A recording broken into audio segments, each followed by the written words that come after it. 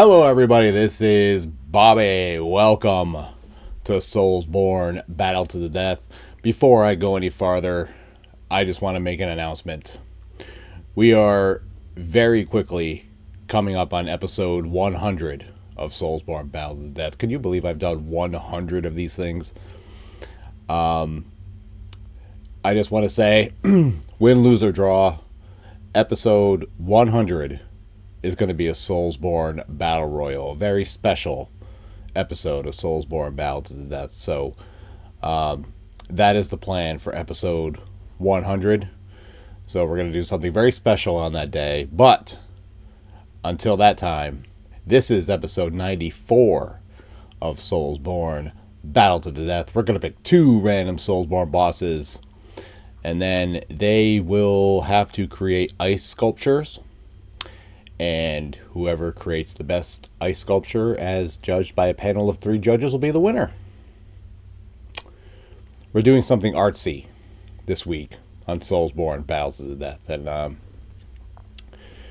don't know how artsy some of these SoulsBorne bosses could be, but you never know. Some of them could surprise us. Maybe the one reborn could create a very interesting ice sculpture. Who knows? You never know. You shouldn't judge a book by its cover, so, we're just going to have to see what happens. I always use the one reborn as an example for everything in these things, and I don't know why. Anyway, the battlefield has been cleared. It can house any and all SoulsBorne bosses, and it has housed all of them at least once. In a SoulsBorne Battle Royal, there are some special spots in this little generator that I've created. So, anything can happen. Anything can happen on SoulsBorne Battles to the Death. So, I am going to shut my yap. We are going to stop this wheel. And we are going to see who the first participant is going to be on this episode 94 of SoulsBorne Battle to the Death.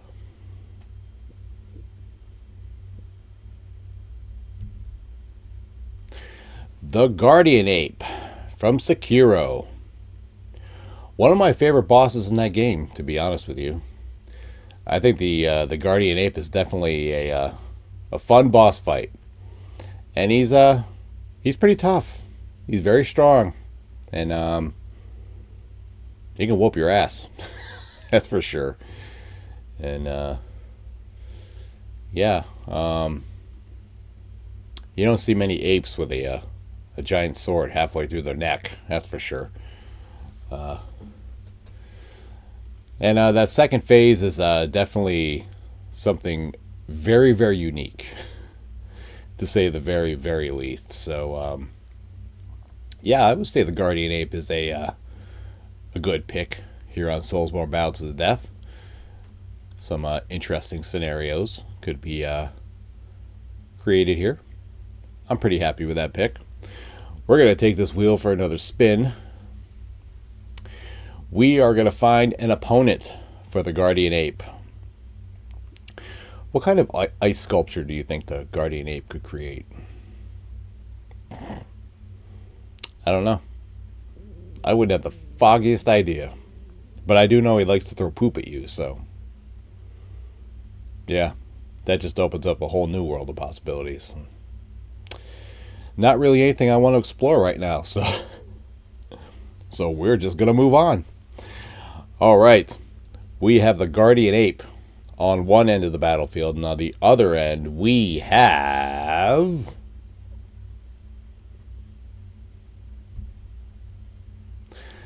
the Deathbird from Elden Ring. This is a pretty good fight. This is a pretty good fight. I'd pay to watch this fight. It's probably an upper mid-card fight at best, but it's not going to main event the show, but it's definitely a fight worth watching, I think. Could have sworn I took the Deathbird out, but I guess not, because you have the Deathbird and then you have the other Deathbird in Elden Ring, and they're basically the same thing, and there's no separate lore for each one, so I thought I was going to take the Deathbird out, but whatever. It is what it is. We have the Guardian Ape versus the Deathbird. We are going to go to the contractually obligated bio. So let's have a look at the Guardian Ape. There's not a whole ton of lore on the Guardian Ape, but he is guarding the Lotus of the Palace that Sekiro needs to reach the Divine Realm. When you meet him, he has a giant katana stuck in his neck, which he does not seem particularly bothered by. When you fight him, at the end of the first phase, you basically use the sword to finish the job, lopping off his head. But then, Guardian Ape gets back up, picks up his head and the sword, and keeps on fighting. It will even put the head back on its body to deliver a blood-curdling scream that will kill you in very short order if you don't get out of the way. And of course, let's not forget, he has a seemingly endless amount of shit to throw at you. And by shit, I do not mean random objects, I mean its own shit.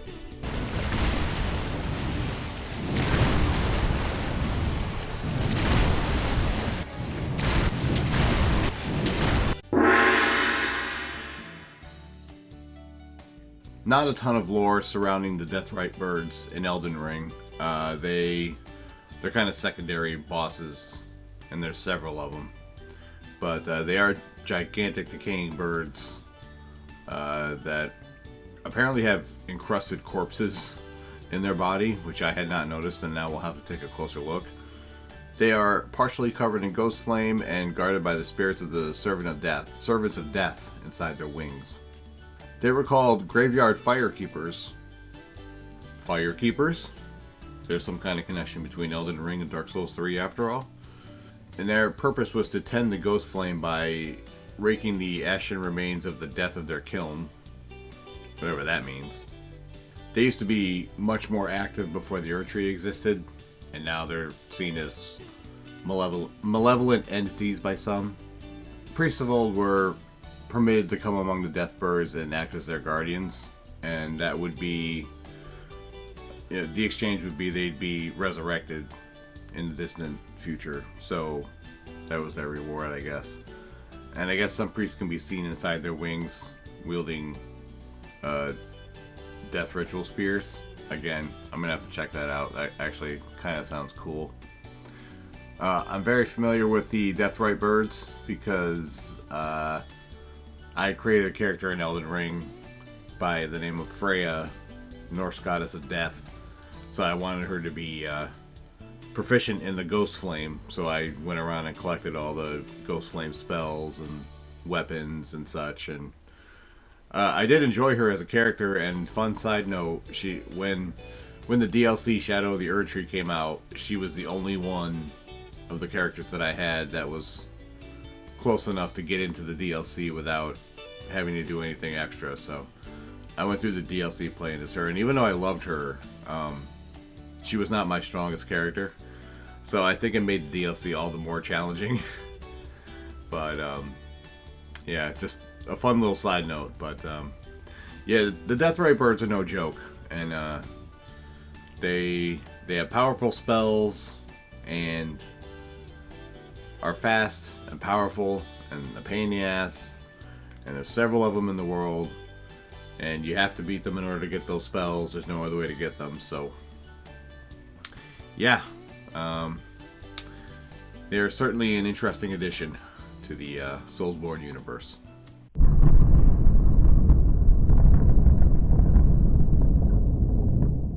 I went back and forth on this one for days, and I am not kidding you. Like, every time I sat down to think about it, I would go the other way too. Like, first I'd be thinking the Guardian Ape, and then I'd be thinking the Deathbird, and then the Guardian Ape, and then the Deathbird, and the Guardian Ape, and the Deathbird.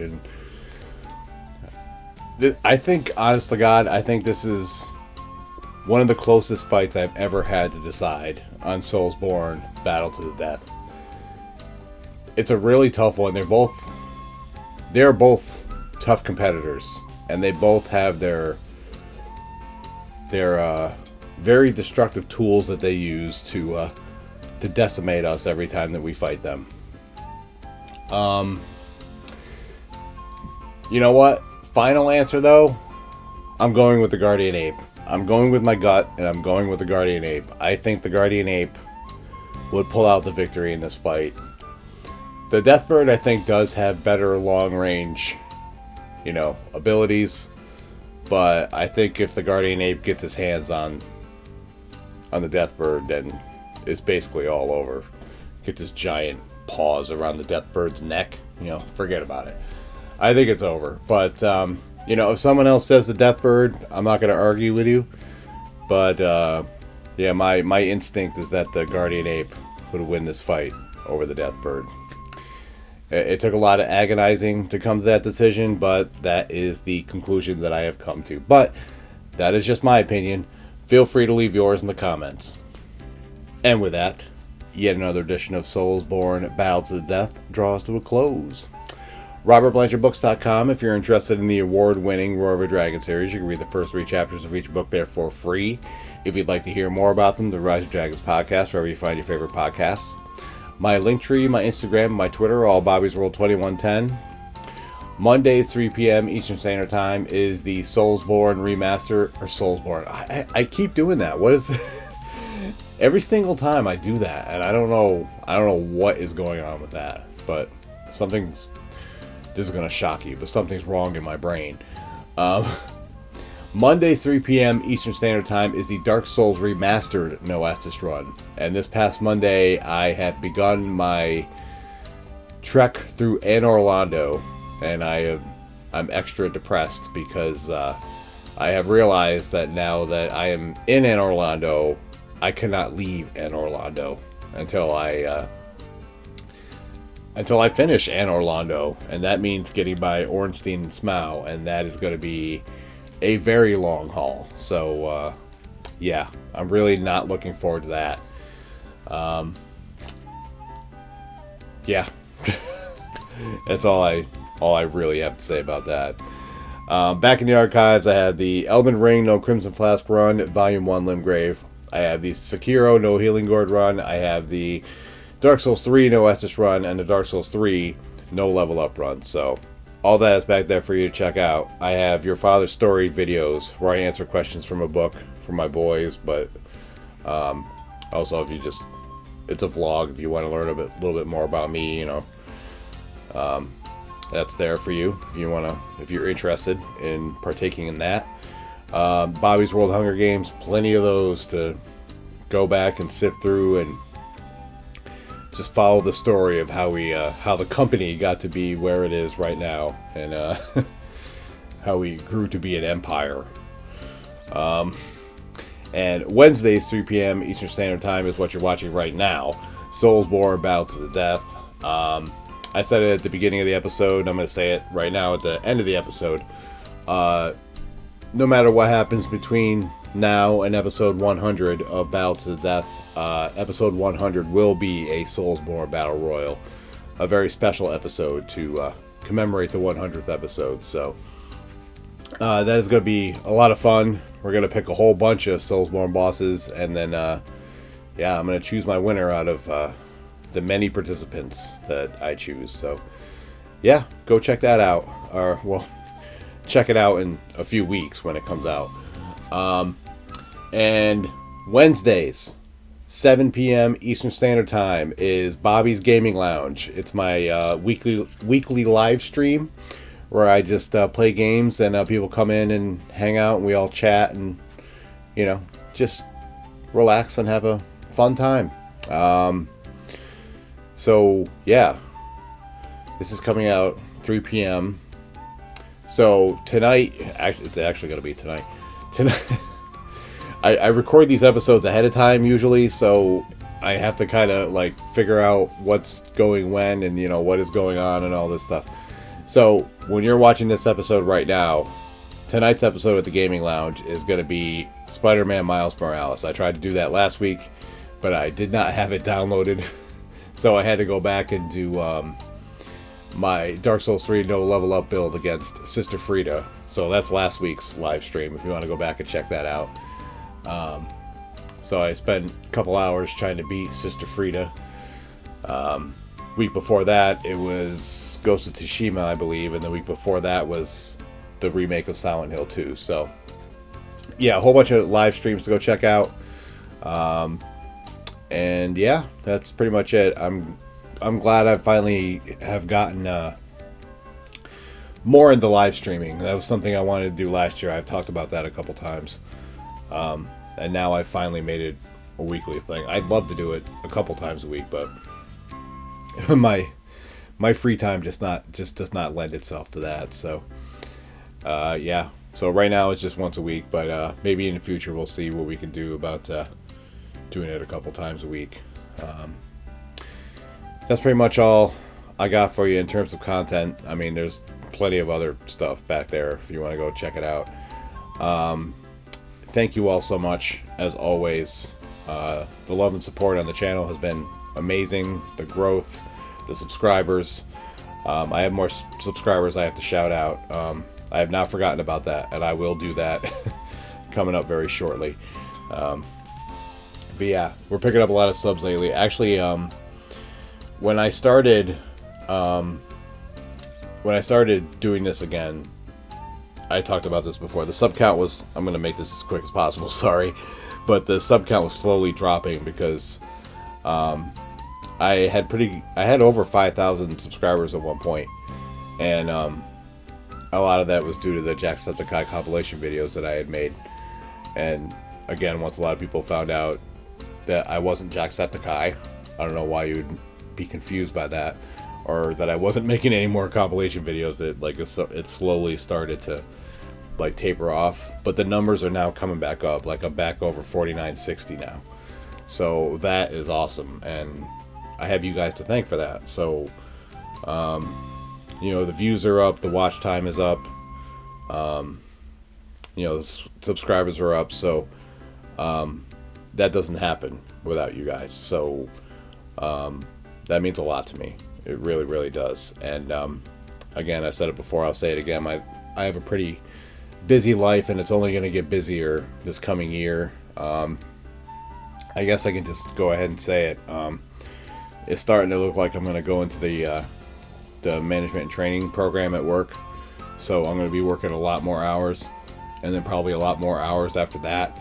So things are going to get really crazy. But Kate has been really, really supportive, and she has, you know, she knows how much I love doing this, and she wants to make sure that I make time to do this. So, yeah, that's, you know, I knew I loved her for a reason. So, yeah, that means a lot to me. So I'm gonna keep pushing out content as much as I possibly can.